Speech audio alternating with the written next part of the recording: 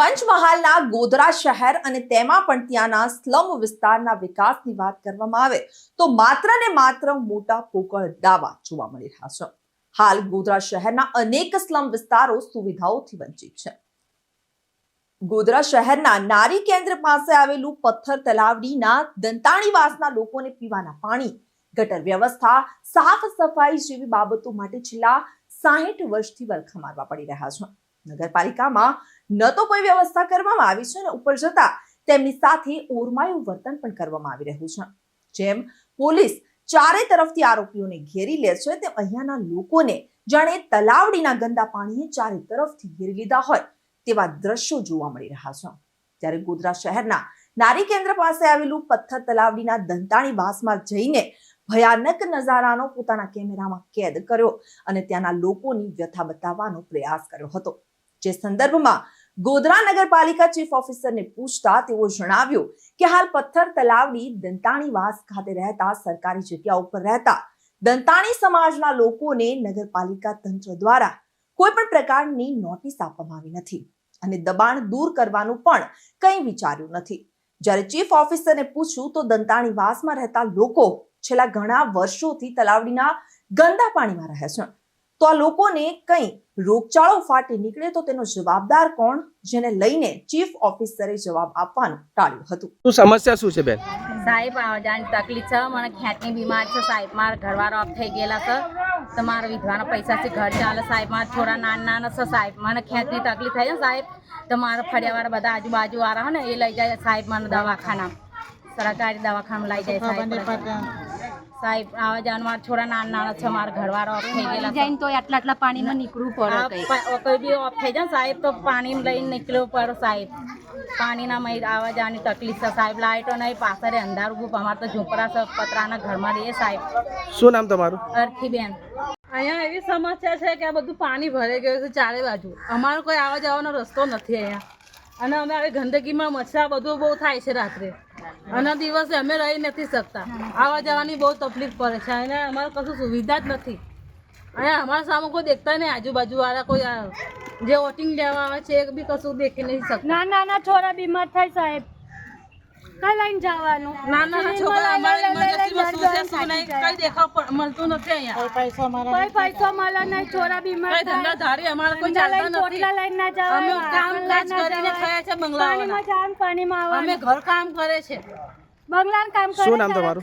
મારી રિંકુબેન છે સાહેબ। અમે અત્યારે છે ને 60 વર્ષથી અહીંયા રહીએ, પણ પાણીના અંદર ઘંટીના અંદર જ રહીએ, અમારા બાળકો બહુ તકલીફમાં છે અને અમારી કોઈ સુવિધા નથી બિલકુલ, અને અમે બીમાર બી પડી જઈએ તો અમે સિવિલની જ દવા લાવીએ, પણ અમારી કોઈ સુવિધા નથી સાહેબ, અમે બહુ તકલીફમાં છે, અમારા બાળ બચ્ચા બધા દુઃખી જ છે, બધા બીમાર છે, સ્કૂલ બી નહીં જઈ શકતા, પાણીના અંદરથી જવાનું, પાણીના અંદર આવવાનું, અંદર સાપ ફરે સાહેબ, આખી રાતનો દંડ સાપ જ ફરે છે અંદર સાહેબ, પણ શું કરીએ, અમે તકલીફ છે એટલે અમે આવી રીતે રહીએ છીએ સાહેબ, અમારી કંઈ પૈસા નહીં તો અમે દવાખાને જઈએ કે અમે ઘર લઈએ, ઘરની બહુ તકલીફ છે મોટા, બહુ પૈસા તો કશું જ નહીં સાહેબ, મજૂરી કરીએ કંઈ મજૂરી કરીએ તો જ ખાઈએ સાહેબ, નકર પૈસા તો છે જ નહીં અમારી, મહેનત જ કરીએ, મજૂરી કેવી કરે, વરસાદ પડે તો ભૂખે બેસી રહેવું પડે સાહેબ, અમારે એવી હાલતમાં અમે જીવીએ છીએ બધી, અમારી આખી પ્રજા અહીં જીવે છે, હું એકલી નથી જીતી, 1000 માણસની અહીંયા પબ્લિક 1000 માણસ છે,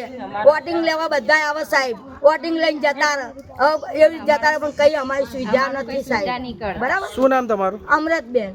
હા, અમે ગોધરાના રહેવાસી છીએ, પથ્થર તલાવડી, અંકલેશ્વર મહાદેવ, અમને નથી મળતા ઘર, અમને નથી મળતું પાણી, અમને નથી મળતું જાદરામાં જવાનું, પાણી મળે નહીં, લાઇટો ના મળે, અમારે અંધારામાં રહેવાનું, અમારા કચરાની ગંદકી, અમારે જવાની ગંદકી, અમને રસ્તા ના મળે, અમને બૈરી કોઈ હોય સારી ખોટી બૈરી બીમાર થઈ જાય, ડિલિવરી થાય તોય ના જવાનો રસ્તો મળે, અમને કોઈ ઘરની કોઈ ઉપયોગ નહીં, પાણી જવાની સગવડ નહીં, અમારા પથ્થર તલાવડીમાં રહેવાનું, અમને જઈ જવાનો આરો નથી સાહેબ, અમને કોઈ અમને ઘર કરી આપો, અને અમને પથ્થર તલાવડીના અંદર બધા વોટ લેવા માટે અમે બધા વોટ લઈ જાય, 300 વોટ અમારા તલાવડીના આવે, 350 એટલા વોટ આવે, વધારે 500 ઉપર આવી જતા સત્તા મળતી નથી, અને અમને કોઈ રસ્તો કોઈ નિકાલ કરતા નથી, પૈસા બી કેટલાય આપે સરકાર, પણ અમારી બાજુ કોઈ રાહત થતી નથી।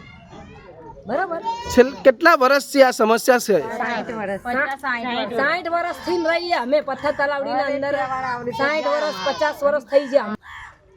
હોળી હોય, ધૂળેટી હોય, દિવાળી હોય તો અમારા પાણીના અંદર જ તહેવાર કરવાનો. અમારા રસ્તા જવાના ના મળે, આવવાના ના મળે તોય અમે અંદર ઘરમાં બેસીને તહેવાર કરીએ. અમે ભગવાનના ઘરમાં જ પૂજા કરીએ. અમારથી બહાર નીકળાતું નહીં સાહેબ, પણ અમને એનો નિકાલ કરી આપો. શું નામ તમારું? રેખાબેન. હર વખત અમારા પાણી ગળોમાં ભરી જાય, છોકરાઓ બીમાર પડે, સ્કૂલ જઈને નહીં શકતા છોકરાઓ. અમારા 12 મહિના પાણી, 4 મહિના અમારા પાણીનો વેઠવો પડે. કોઈ પાણી કાઢવાનો કોઈ નિકાલ નહીં કરતું. સાહેબને રજૂઆત કરે અમે જઈને, પણ સાહેબ આવશું મેકશું મોટર નહીં મૂકે, 2 દન મૂકે પછી કાઢીને જતા રહે મોટરો. પાણી એવું ને એવું જ રહે. 6-7 મહિના સુધી છોકરાઓ બીમાર પડે, દવાખાના પૈસા ના હોય અમારા પાસે. નાના બચ્ચાઓ બિચારા હેરાન થાય, ભણી નહીં શકતા. ચોમાસામાં પાણીમાં આટલા પાણીમાં ડોક્ટરો લઈને જાય. એવું જ્યારે તારે અમે ચોમાસું આવે એટલે 5 મહિના અમારે હેરાનગતિ થવાની એટલે થવાની હર વખત. એનો કોઈ નિકાલ થતો નથી. રજૂઆતો કરી છે ખરી? કરે છે, રજૂઆત કરે, મોટર મૂકે બી ખરી, પણ મોટર કેવું 3-4 દન મૂકે તો પાણી નહીં નીકળતું. થોડું પાણી નીકળે મોટર લઈ જાય અને એનો કોઈ સમસ્યા કરતા નથી.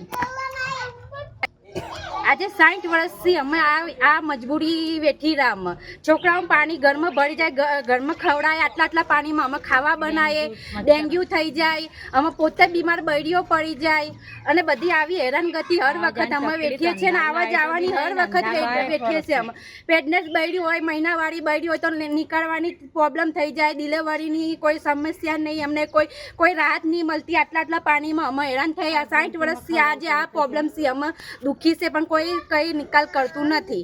શું નામ તમારું બેન? અનિતાબેન. રિપોર્ટર ગણેશ સોલંકી સાથે ચક્રવાત ન્યૂઝ પંચમહાલ.